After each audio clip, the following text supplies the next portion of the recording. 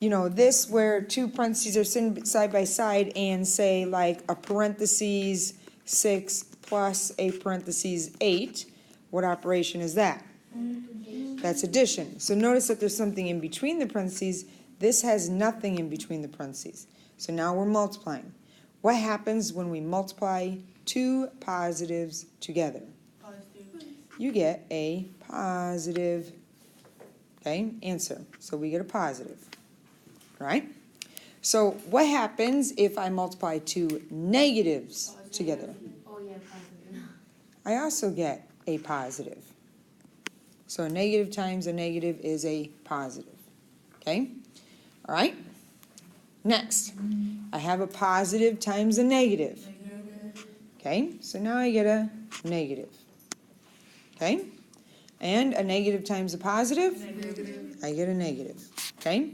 So if you want to kind of think of them this way, I tried to make them into little smiley faces. So anytime the eyes are the same, okay, you get like a little smiley face. Anytime they're opposite, okay, then you get the little frowny face. Okay, so think of it that way. Just remember that anytime you get two positives, you get positive, two negatives, you get a positive as well. Do you guys ever learn a Punnett square? Do you know what I mean by a Punnett square? Like when you have a positive exponent and you have... It deals with biology. So did you guys ever learn like, about, Mendel's stuff with smooth peas and wrinkled peas and eye color? Like if your parents have blue eyes and one has brown eyes. Okay, so it's like a multiplication table, okay? Think of it this way as well, okay? If I had a plus, okay, if I had a plus and a minus and then a plus and a minus, what happens when I multiply a positive times a positive? Positive. Positive. And what happens if I do a positive times a negative? Negative. Negative. Positive times a negative is a negative, and then negative times a negative is a positive. Okay? So anytime the two signs are the same, okay, you get a positive. So this is what's referred to as a Punnett square. Okay? Some of you might refer to it as like a multiplication table. All right? All right. Questions with that? No. Okay. We talked about this briefly the other day. Okay? Looking ahead at a couple of these questions here. You're going to see that we're going to do some multiplying with fractions. Okay? So think about how we're going to do that. But let's start with A. What's negative 3 times 6? Negative 18. Negative 18. You breezed through that one. All right. So B. How do I multiply fractions together? Diana.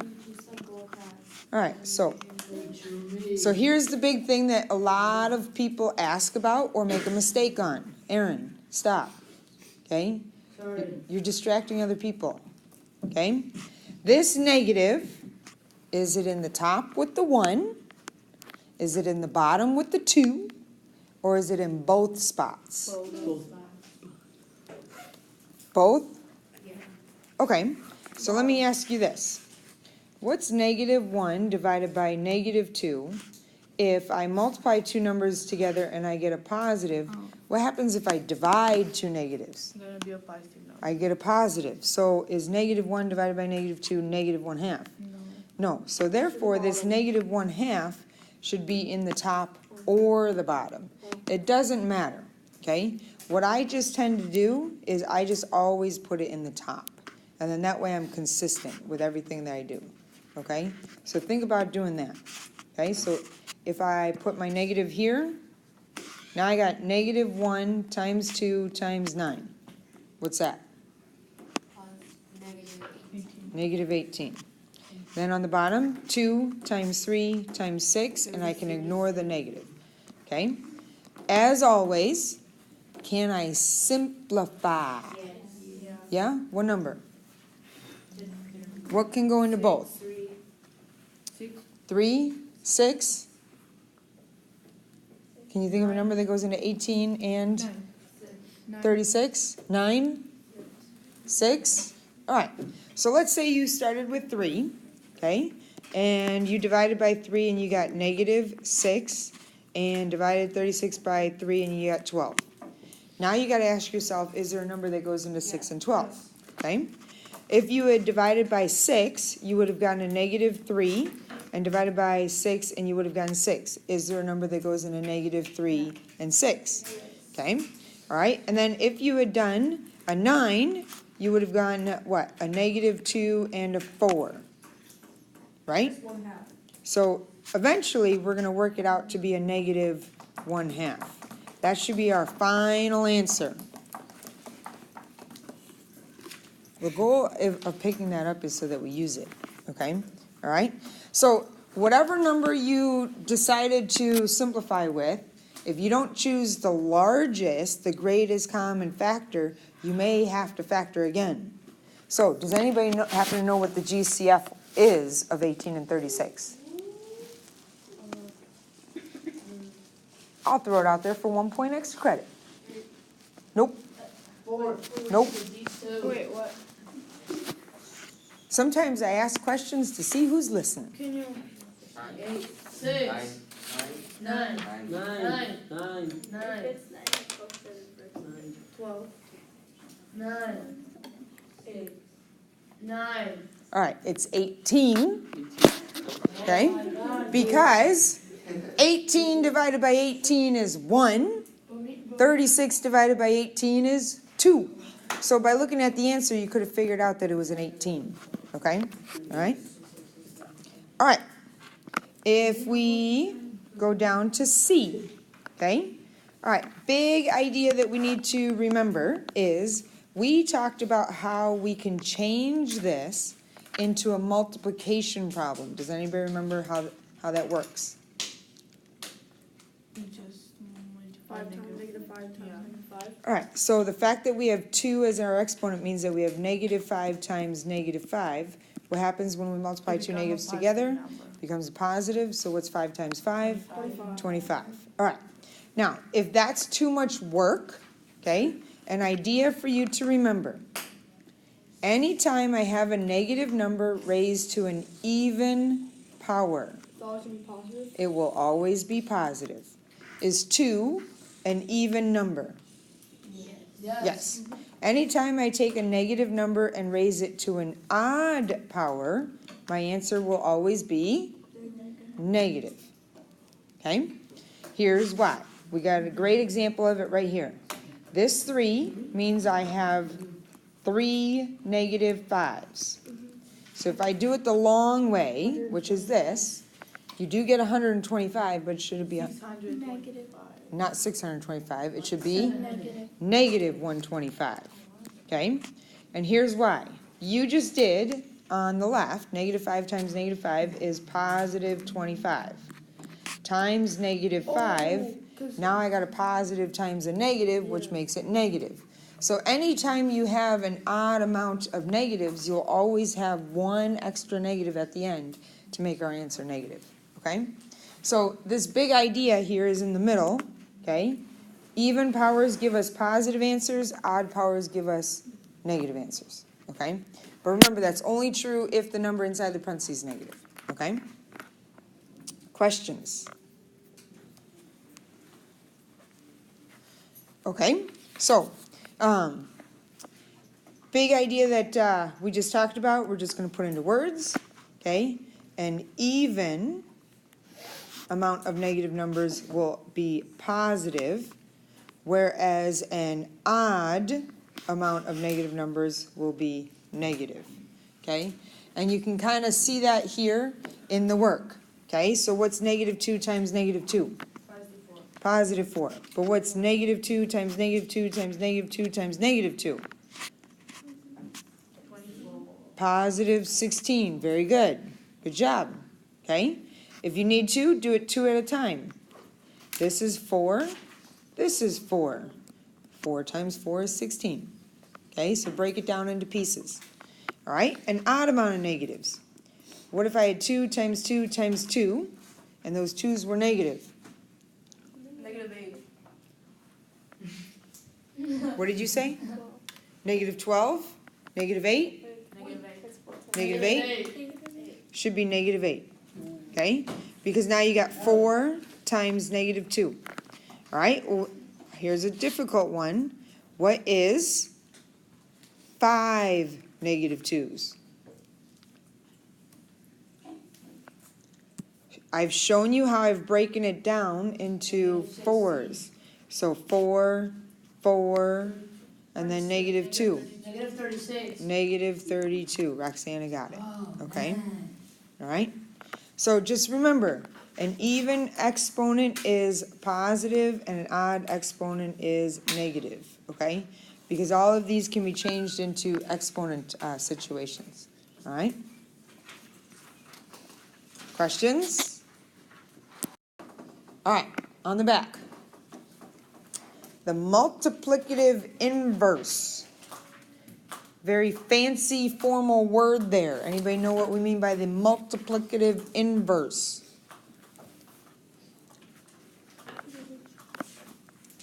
All right, there's another word for this, and that is, it is the reciprocal. Reciprocal of a number. Okay? I remember the word.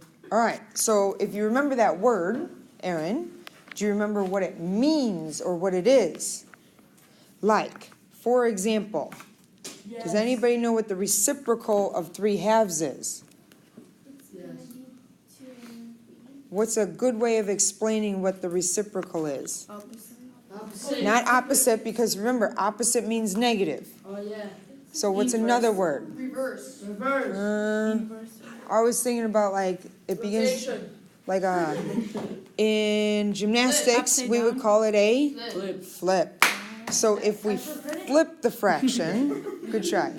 Okay, if we flip the fraction, okay, then we get our reciprocal. Now, the big thing that you have to understand is that when it's positive, the reciprocal is positive. When it's negative, the reciprocal is still negative. So it's negative 6/5. What's the reciprocal if it is just a 7? Like a whole number? Not 7. Not negative 7, because that would be the opposite. 1/7. And here's why. Would you agree that 7 is the same thing as 7/1? Yes. So if I flip 7/1, I would get 1/7. All right. So now, what I want you to do is I want you to go back and I want you to multiply these reciprocals together, and I want you to simplify after multiplying and tell me what you get. Okay? Don't yell out the answers. Do it right now and see what you get on all 3 of them. To simplify this, 6/6 is equal to, One. over here, 30 divided by 30 equals 1. 7/7 equals 1.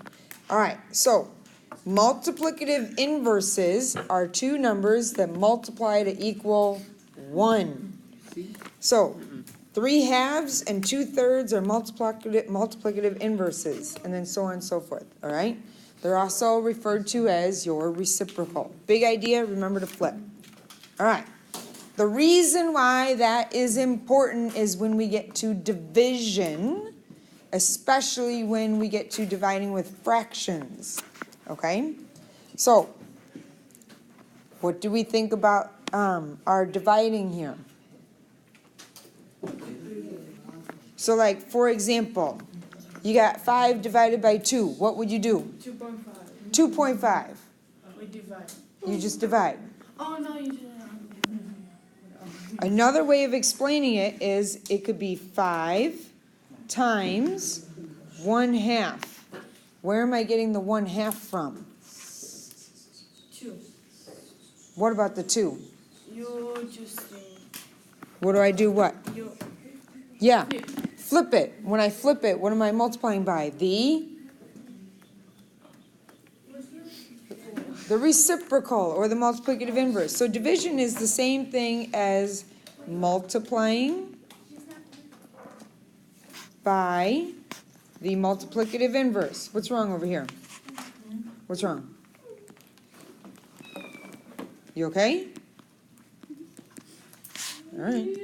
All right. So you could do 5 divided by 2. You could do 5 times 1/2. Either way, If I change the 5 into 5 over 1, I get 5 over 2. Roxana already said that's 2.5.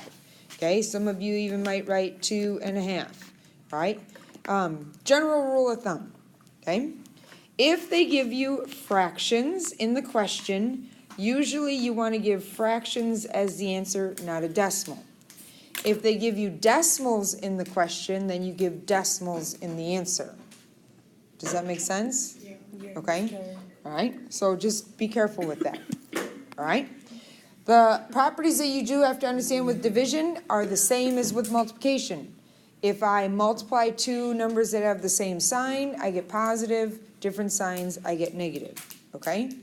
All right, so seems like you're getting a little antsy here. So why don't you try A, B, C, and D on your own and see what you come up with. Okay? So A, no problem getting your -4. All right, so what this means when we say multiply by the multiplicative inverse, the first number stays the same, the division changed to multiplication, and then the second number is the one that flips, not the first number, the second number. So we're going to change this to -3/5, okay? Now, can anybody write 20 in the form of a fraction? How do we write 20 as a fraction? 20 over 1. So now I got 1 times 5, which is 5, and then 3 $20 bills make 60, and 60 divided by 5 is 12.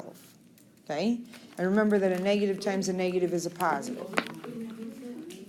Always reduce it. Yes, always. Okay?